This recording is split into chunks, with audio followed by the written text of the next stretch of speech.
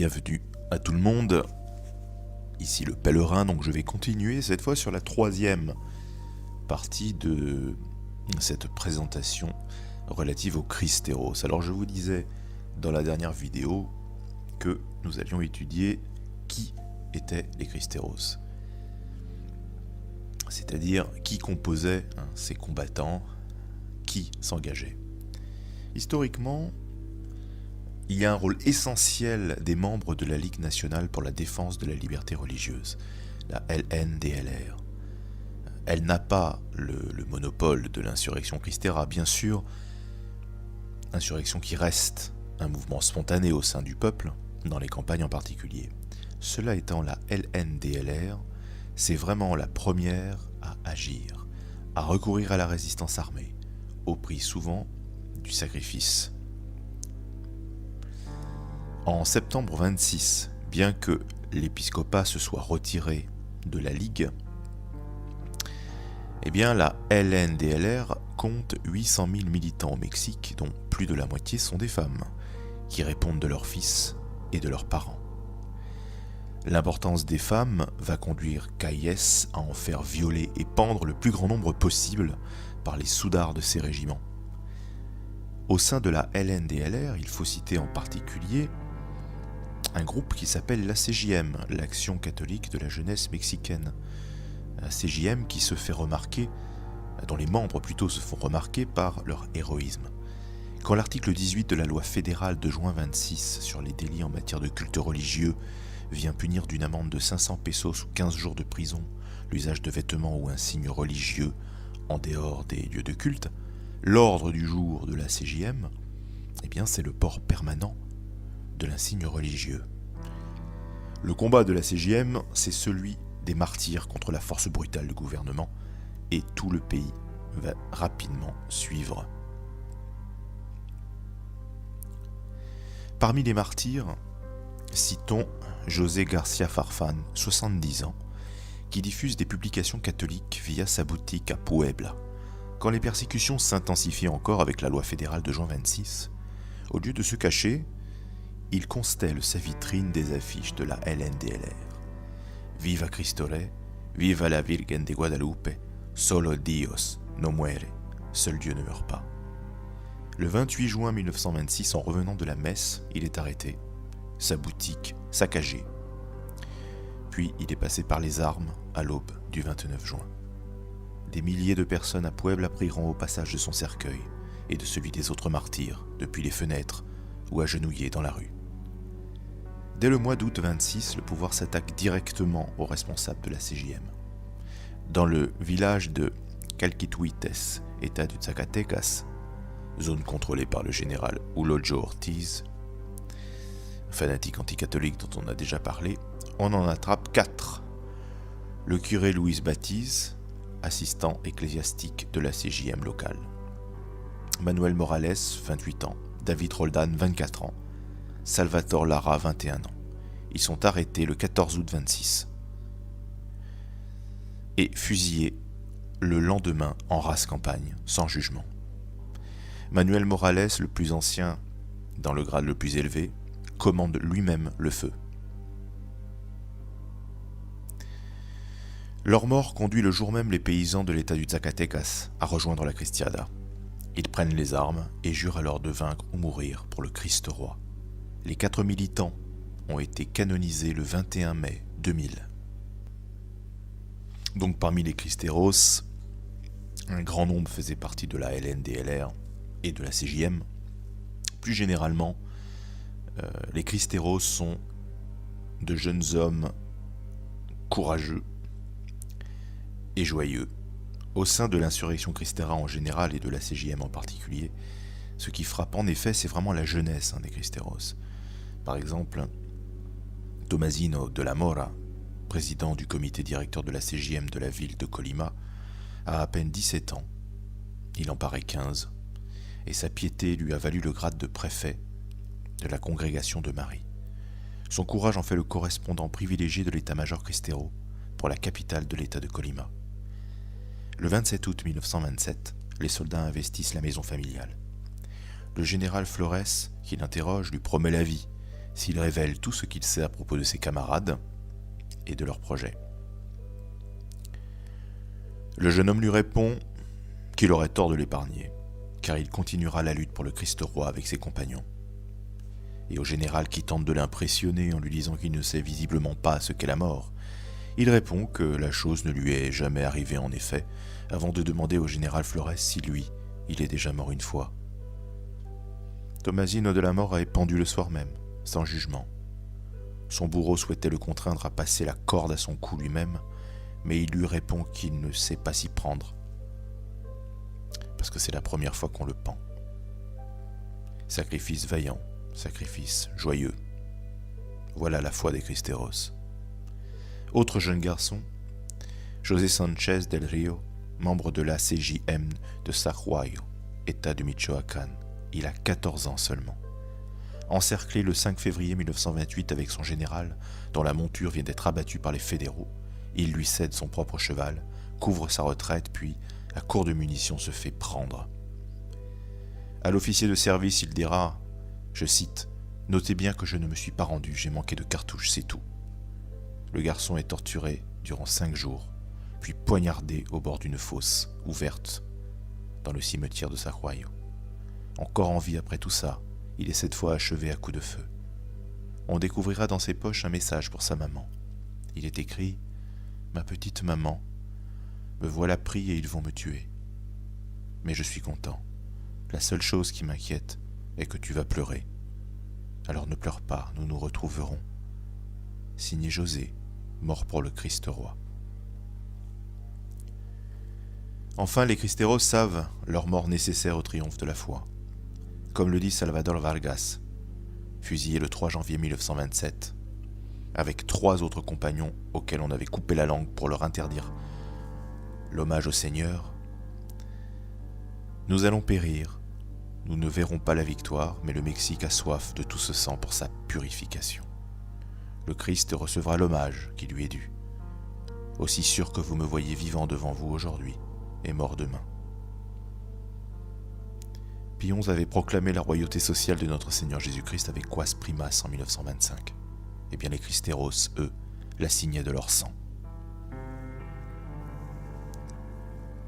Des jeunes donc,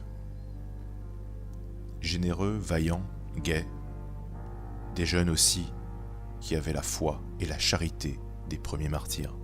Ce qui frappe chez ces jeunes garçons, c'est leur foi ardente, leur confiance en Dieu et en sa victoire. Confiance qui ne permet aucune haine envers l'ennemi, mais appelle aux prières pour le salut de leur âme. Le salut éternel de leur bourreau fut une préoccupation constante des martyrs de la Cristiada. Ainsi, par exemple, le 6 septembre 1926, le jeune Joaquín de Silva, 28 ans, militant de la CJM, décide de partir en croisade pour le Christ roi avec dans ses poches, pour tout bagage, un pistolet 38 mm, 50 cartouches et son chapelet, avec la bénédiction de son confesseur, le père Cardoso, dans le but de soulever tout l'état du Michoacán. Il prend le train le soir même avec 2 camarades de combat, Armando Ayala, 21 ans, et Manuel Melgarejo, 17 ans. Malheureusement, Joaquín de Silva fait l'erreur de confier son plan à un général en retraite qui s'appelle Francisco Zepeda, avec lequel il se retrouve dans le même wagon. Apercevant les scapulaires et médailles religieuses de l'homme, il croit à tort s'en être fait un allié, il le pense, catholique fervent comme lui. Ce dernier ne dit rien d'ailleurs, et rendez-vous est pris à son ranch pour le lendemain. Ayala est quant à lui dépêché à Mexico, séance tenante pour porter la bonne nouvelle aux dirigeants de la Cristiada. Le 11 septembre 1926, le général Zepeda livre Joaquín de Silva et son camarade Manuel Melgarejo à la municipalité de Tinhuindín. Ils sont fusillés sans jugement le 12 septembre, sur instruction directe du président Calles.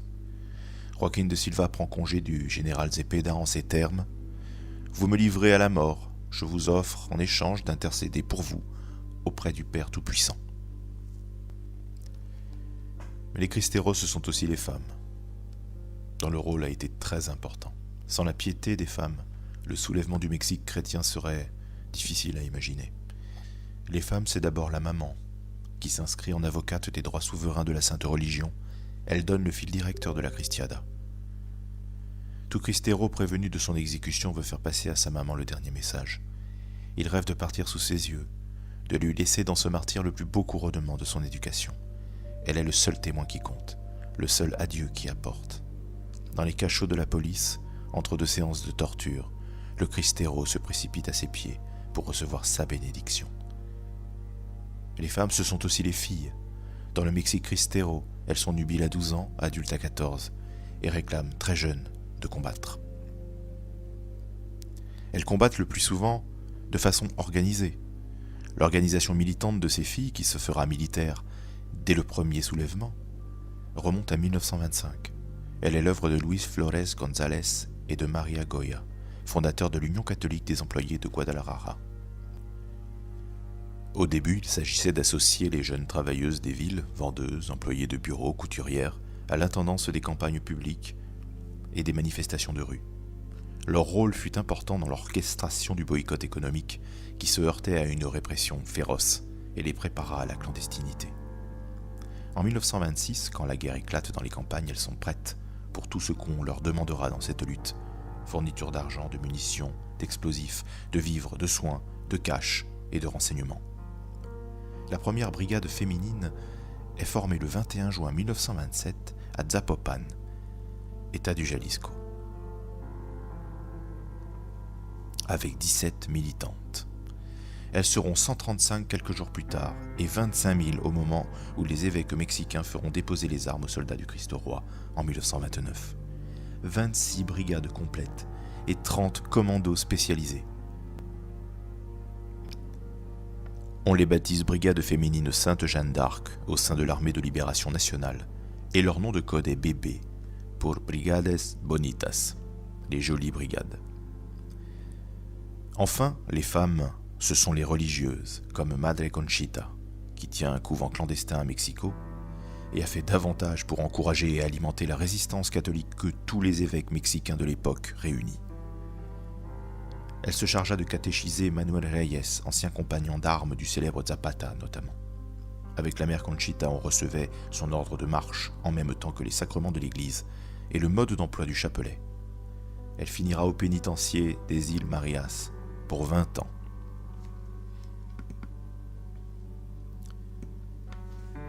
Les Cristeros, ce sont aussi des étudiants. Les étudiants ont un rôle très important dans le soulèvement Cristero. Ainsi, par exemple, le 31 décembre 1926, Manuel Bonilla Manzano, 23 ans, étudiant, reçoit de Madre Conchita, toujours elle, un drapeau mexicain au centre duquel les sœurs du couvent clandestin ont brodé l'image du Sacré-Cœur et sur l'autre face, celle de la Vierge de Guadalupe. Avec le drapeau, 8 Mauser, 7 carabines 30-30, 2 fusils de chasse, 9 revolvers. Après quoi le chef du groupe, Armando Telles Vargas, animateur du centre des étudiants catholiques de la ville de Mexico, donne l'ordre de se mettre en marche vers Cuernavaca. Les 12 coups de minuit viennent de sonner le début de l'année 1927 et le soulèvement est général. Pour l'honneur du Christ-Roi, dans une totale impréparation militaire, un nouveau régiment catholique est né. Moyenne d'âge, 20 ans, formation ACJM, situation sociale, tous étudiants.